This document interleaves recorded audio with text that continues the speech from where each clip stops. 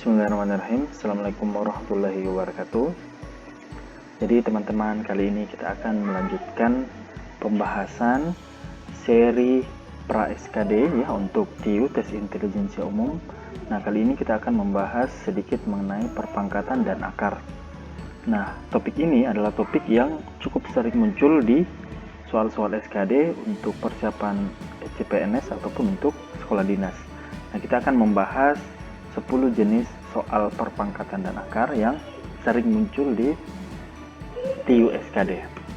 Oke, sebelum kita masuk ke tipe soalnya, kita jelaskan dulu sedikit mengenai sifat-sifat perpangkatan dan akar ya. Jadi untuk perpangkatan ada beberapa sifat. Sifat dasar yang pertama itu adalah dua buah bilangan dikalikan, di mana bilangan pokoknya sama-sama A ya. Yang pertama berpangkat M dan yang kedua berpangkat N, itu sama saja hasilnya dengan bilangan pokok itu sendiri, di mana pangkatnya dijumlahkan. Jadi ketika dikalikan, pangkatnya dijumlahkan. A kali A pangkat M dikali A pangkat N itu sama dengan A pangkat M tambah N. Nah, ini contoh sederhananya ya. Bilangan pokoknya sama, yaitu 3 ya. 3 pangkat 2 dikali 3 pangkat 4, dia jadi 3 berpangkat 6. Sifat yang kedua, kebalikan atau inverse dari perkalian ya. Pembagian kali ini, ketika dua buah bilangan berpangkat dengan bilangan pokok yang sama dibagi, maka pangkatnya cukup dikurang ya. Pangkat pembilang dikurang dengan pangkat penyebut. Contohnya 3 pangkat 6 dibagi 3 pangkat 2 itu sama dengan 3 berpangkat 4. Oke ya, bilangan berpangkat dipangkatkan, maka pangkatnya dikalikan saja ya. Berarti A pangkat M berpangkat N itu sama dengan A pangkat M dikali N. Jadi ketika soal seperti ini, pangkatnya dikalikan. Oke, sifat yang keempat, dua buah bilangan dikalikan lalu kemudian di pangkat N ya. Berarti ini sama saja dengan masing-masing bilangan tersebut berpangkat N lalu kemudian dikalikan. Contohnya misalkan 6 pangkat 5 ini ya. Ini 6-nya ini kita pecah menjadi 3 kali 2. Nah, ini sama saja dengan 3 berpangkat 5 dikali 2 berpangkat 5. Oke, seperti itu kira-kira. Untuk sifat yang kelima ya, bilangan sebuah pecahan yang berpangkat N itu sama saja hasilnya dengan pembilangnya berpangkat N dan penyebutnya juga berpangkat N. Jadi contoh misalkan 3/2 berpangkat 4 ini sama saja dengan 3 pangkat 4 dibagi 2 pangkat 4. Dan yang keenam, pangkat negatif ini merupakan pangkat yang menunjukkan bahwa bilangan tersebut adalah bilangan kebalikan ya, bilangan kebalikan. Ketika A berpangkat minus N itu sama saja dengan 1/A pangkat N. Jadi ketika nanti juga muncul 1/A pangkat minus N itu sama saja dengan A pangkat N. Jadi dibalik saja. Jadi 1/A pangkat positifnya. Contoh misalkan 3 pangkat minus 4 itu sama dengan, oke di sini agak keliru ya, di sini itu 1/3 berpangkat 4. Intinya ketika pangkatnya negatif maka itu sama dengan 1 per pangkat positifnya. Nah, ini ada 6 sifat ya. Di beberapa referensi kita temukan lebih dari 6. Namun sifat-sifat tersebut sebenarnya adalah merupakan modifikasi atau pengembangan dari sifat-sifat yang sudah dijelaskan. Oke, lanjut untuk sifat-sifat operasi akar. Ketika dua buah bilangan akar dikalikan, maka kita boleh langsung kalikan saja bilangannya, lalu kemudian diakarkan ya, seperti itu. Contoh misalkan akar 5 dikali akar 20 itu sama saja dengan 5 kali 20 ya, dalam akar 100, atau kalau ditarik itu hasilnya 10. Yang kedua, akar A dibagi akar B ya, sama ini bentuk perkaliannya, ini bentuk pembagiannya. Contoh akar 20 per akar 5 ya. Ini boleh langsung dibagi saja, 20 per 5 itu sama dengan akar 4 ditarik jadi 2. Oke. Jadi secara umum bentuk akar adalah ya A pangkat M akar N dari A pangkat M. Jadi ketika M tidak muncul berarti pangkatnya di sini 1. Ketika N yang tidak muncul berarti N-nya itu sama dengan 2. Namun ketika bilangannya bukan dari itu, maka N dan M-nya itu harus dituliskan. Jadi seperti ini kira-kira, akar N dari A pangkat M itu sama dengan A pangkat M per N. Oke, ini ya. Jadi akar 3 pangkat 2, akar 5 dari 3 pangkat 2 itu sama dengan 3 pangkat 2 per 5. Oke, itu sifat-sifat untuk akar. Nah, sekarang kita akan lanjutkan pembahasan di soal HOTS untuk perpangkatan dan akar. Nah, soal nomor 1 ini tentang akar ya. Jadi diketahui P sama dengan akar ya, 4 kali akar 4 dan seterusnya. Jadi ini titik-titik ini menunjukkan bahwa dia bentuknya seperti ini terus ya, hingga tak berhingga. Jadi kita coba selesaikan ya. Jadi yang pertama, untuk menghilangkan akar ini yang paling luar ini, itu boleh kita kuadratkan kedua ruasnya, P-nya dikuadratkan dan ini juga dikuadratkan, sehingga yang kita dapatkan adalah P kuadrat. Yang ini berarti akarnya sudah hilang, sisa 4 ya. Nah, di sini kita perhatikan ya, selain 4 ini, bilangan dalam akar ini itu kalau kita lihat itu masih berbentuk sama dengan yang di soal ya. Sehingga bisa kita simpulkan bahwa bilangan ini pun itu adalah P ya, karena P sama dengan ini ya. Ini sama dengan P juga, berarti bisa kita tuliskan P kuadrat sama dengan 4 dikali P. Oke. Ini bisa pindah ruas ya. Lalu kemudian kita faktorkan, P-nya keluar, P dikali P dikurang 4. Oke, di sini kita dapatkan P sama dengan 0 atau P sama dengan 4. Salah satu dari sini itu tidak memenuhi. Kenapa? Karena ketika bilangan ini berjalan terus, maka tidak mungkin hasilnya 0. Karena bilangan-bilangan yang ada di dalam ini adalah positif. Otomatis P sama dengan 0 tidak memenuhi. Jadi jawaban yang bisa kita pilih adalah jawaban B. P sama dengan 4. Oke, soal nomor 2 ya. 5 pangkat 3 ditambah 5 pangkat 3 sampai 5 kali itu sama dengan 5 berpangkat N. Yang ditanyakan adalah nilai N. Oke, jadi di sini kita lihat soalnya. Bentuk penjumlahan ini adalah konsep dari perkalian sebenarnya ya, perkalian. Ini ada bilangan yang sama dijumlahkan sebanyak 5 kali, berarti sama saja kalau misalkan ditulis 5 dikali 5 pangkat 3. Nah, berdasarkan sifat perpangkatan, ini berpangkat 1 ya, maka hasilnya adalah pangkatnya dijumlahkan 1 ditambah 3, jadi 5 pangkat 4, sehingga kita dapatkan nilai N itu sama dengan 4 ya. Oke, lanjut untuk soal nomor 3 ya. Untuk soal-soal operasi tentang bilangan berpangkat, maka poin yang paling penting yang harus kita tahu adalah bilangan pokoknya ya. Jadi sini ada 32 berpangkat 1/5 ditambah 27 berpangkat 2/3. Nah, 32 ini yang kita harus tahu ketika dia diubah ke dalam bentuk pangkat, bilangan pokok yang terkecil itu yang bisa kita dapatkan berapa? Begitupun dengan 27.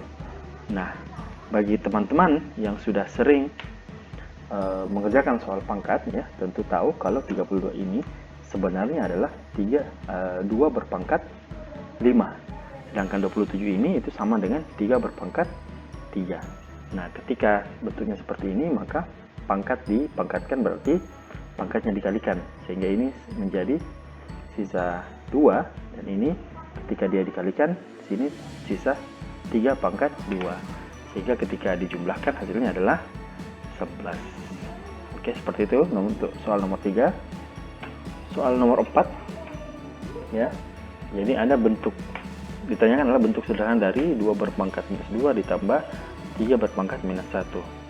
Kalau soal nomor 3 tadi, bilangan pokok di sini adalah bilangan yang cukup besar, sehingga kita mencari tahu bilangan pokoknya berapa ketika dia dibentuk ke dalam bentuk perpangkatan. Sedangkan untuk soal nomor 4 ini bilangannya sudah paling sederhana ya, paling kecil. Sehingga betul-betul yang ditanyakan adalah hasilnya lagi. Jadi berdasarkan sifat pangkat ya, ketika dia pangkat minus berarti modelnya sebenarnya itu pangkat positif namun dalam bentuk seper ya. Jadi jadi seper 2 pangkat 2 tambah seper 3. Nah, yang di dalam ini ketika diselesaikan, ini kan seperempat ya, ini sepertiga dijumlahkan, samakan penyebutnya, pakai penyebut 12, di sini jadi 3 dan di sini jadi 4. Oke, jadi 7/12 pangkat minus 2. Nah, ketika misalkan pangkatnya positif, ya, positif 2, maka jawabannya adalah 49 per 144 ya. Keduanya dikuadratkan. Karena di sini pangkatnya negatif, tentu dibalik ya, berarti 12 kuadrat dibagi 7 kuadrat. Jadi jawabannya yang benar adalah delta karena pangkatnya negatif. Jadi harus dibalik. Oke, soal selanjutnya untuk soal nomor 5 yang ditanyakan adalah hasil dari 2/3 pangkat 2 dikali dengan akar 0,81. Oke, ini soal sederhana saya rasa. Oke, jadi triknya adalah bentuk yang kesulitan itu adalah yang cukup menyita perhatian nanti adalah untuk akar 0,81 ini ya. Jadi kita harus membuat dia ke dalam bentuk pecahan. Oke, caranya, oke, ini saya rasa teman-teman semua bisa ya, dikuadratkan 4/9. Nah, 0,81 ini itu boleh dituliskan ke dalam bentuk 81/100, di mana pembilang dan penyebutnya itu merupakan kuadrat sempurna dari sebuah bilangan, sehingga ketika dia diakarkan nilainya bisa ditarik ya. Jadi akar 81 ini dapat 9 dan akar 100 ini dapat 10. Oke, seperti ini kira-kira. Nah, ketika sudah dalam bentuk seperti ini, ada yang bisa kita coret. Jadi hasil yang kita dapatkan adalah 0,4. Jawaban alfa. Oke, lanjut. Soal nomor 6. Jadi ditanyakan hasil dari akar ya, akar panjang 6 dikali akar ya, 144 lalu kemudian dikali akar 16. Oke. Sekilas soal ini mungkin ya, setelah kita tarik akar 16 ini, kita bisa kalikan dengan 144 lalu kemudian kita cari hasil dari akarnya. Namun itu cukup menyita waktu yang cukup lama ya. Jadi di sini bisa kita perhatikan bahwa 144 ini itu merupakan 12 berpangkat 2 ya. Akar 16 ini kalau ditarik itu dapat 4. Nah, 4 itu sendiri itu sama dengan 2/2, sehingga yang dalam akar ini berlaku aturan perpangkatan ya. Nah, bisa saya tuliskan karena sama-sama berpangkat 2 ya, saya tuliskan saya seperti ini, 12 kali 2, pangkatnya di luar ya. Jadi sini akar dan di sini ada bilangan berpangkat 2. Berarti akar dan pangkat 2 ini saling mematikan ya, sehingga hasilnya adalah 6 kali 12 kali 2 ya. Nah, teman-teman bisa juga mengalihkan semua bilangan ini lalu kemudian menarik akarnya. Namun untuk sederhananya 6 dikali 2 ini adalah 12 ya. 12 dikali 12 itu 12 berpangkat 2. Akar terus di sini ada 12 berpangkat 2, otomatis pangkat 2 dan akarnya saling mematikan juga ya. Sehingga hasil yang kita dapatkan adalah 12. Jawaban delta. Oke, soal selanjutnya soal nomor 7 ya. Nah, untuk soal nomor 7 ini tipe soalnya adalah menyederhanakan bentuk akar ya. Jadi bentuk-bentuk akar yang ada di soal ini itu tidak akan bisa ditarik ya sempurna, dalam artian ketika dia disederhanakan itu masih menyisakan bentuk akar. Jadi tidak jadi bilangan bulat. Nah, di sini kita lihat bilangan-bilangannya ada 4 akar 12, 3 akar 48 dan akar dari 108. Oke, kita lihat. Yang pertama, untuk akar 12 ini ya, itu bisa kita dapatkan 4 dikali 3 ya. Tentu 4 kali 3 ini kita cari bilangan yang salah satunya ya, itu bilangan kuadrat sempurna ya. 12 ini kan bisa 6 dikali 2. Namun 6 itu bukan kuadrat sempurna, 2 juga bukan kuadrat sempurna, sehingga kita perlu mencari pecahan dari 12 ini yang salah satunya kuadrat sempurna. Nah, 4 ini kuadrat sempurna. 48 bisa kita pecah menjadi 16 dikali 3, di mana 16 ini juga akar atau kuadrat sempurna dari 4 ya. Akar dari 108 itu boleh kita pecah menjadi 36 dikali 3. Nah, kalau bentuknya sudah seperti ini, kita tarik saja akarnya ya. Jadi akar 4 ditarik itu jadi 2, jadi menyisakan akar 3. Akar 16 ditarik jadi 4 ya. Akar 36 ditarik jadi 6. Oke, ketika bentuknya sudah seperti ini, berarti ini sisa dikalikan. 8 akar 3, 12 akar 3, 6 akar 3. Oke, yang terakhir bisa kita lakukan operasi penjumlahan dan pengurangan. Oke, mungkin bagus kalau penjumlahannya dulu ya. Jadi 8 akar 3 ditambah 6 akar 3 itu sama dengan 14 akar 3 dikurang 12 akar 3, berarti sisa 2 akar 3. Jadi jawaban yang benar adalah alfa. Oke, untuk soal nomor 8, sini kita diminta untuk mencari bilangan yang terbesar. Nah, sekilas ya, kita sudah bisa mencoret beberapa jawaban ya, karena sudah jelas kelihatan kalau ada bilangan yang lebih besar dari bilangan salah satu atau beberapa bilangan option di option jawaban. Contoh misalkan C ini bisa kita coret karena di jawaban B ada bilangan pokok yang sama 77 namun dengan pangkat yang lebih besar B ya, berarti C ini boleh dicoret. Begitupun dengan alfa ya, atau misalkan kayak di sini saya keluarkan bilangan-bilangan yang masih butuh analisis lebih jauh. Jadi jawaban alfa dan C ini saya coret. Oke, kita mulai dari 7 kali 7 pangkat 7. Nah, 7 kali 7 sendiri ini adalah 7 pangkat 2 ya. 7 pangkat 2 berpangkat 7 itu sama dengan 7 pangkat 14 ya. Nah, ini kita bandingkan dengan jawaban yang delta ya. Nah, jawaban delta ini 7 pangkat 49. Nah, tentu lebih besar yang ini tentu ya. Jadi jawaban 7 kali 7 pangkat 7 ini sudah dicoret. Nah, yang terakhir sisa 2 bilangan yang kita akan bandingkan. Di sini sangat jelas jawabannya ya. Ada 2 yang bisa kita bandingkan. Yang pertama bilangan pokoknya, yang kedua bilangan pangkatnya. Bilangan pokoknya masih lebih besar ini 77 dibandingkan dengan 7. Begitupun dengan bilangan pangkatnya ya.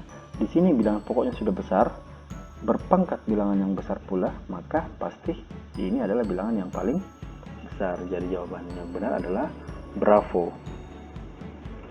Oke, lanjut untuk soal nomor 9. Jadi diketahui ya, 2 pangkat X itu sama dengan 64, 3 pangkat Y itu sama dengan 81, maka manakah pernyataan yang di bawah ini yang benar? Oke, untuk soal seperti ini tentu kita diberikan sedikit kemudahan ya.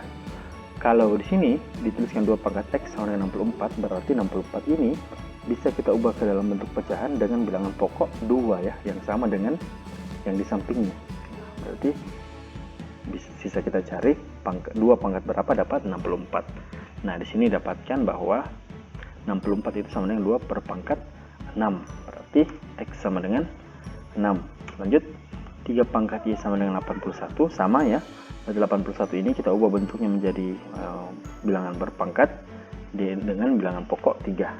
Jadi sini dicari bahwa 81 itu sama dengan 3 berpangkat 4. Jadi didapatkan Y sama dengan 4. Jadi jawaban yang benar adalah X lebih dari Y atau C. Oke, soal yang terakhir, dimana soal yang seperti ini ya, mungkin agak sering muncul di TIU.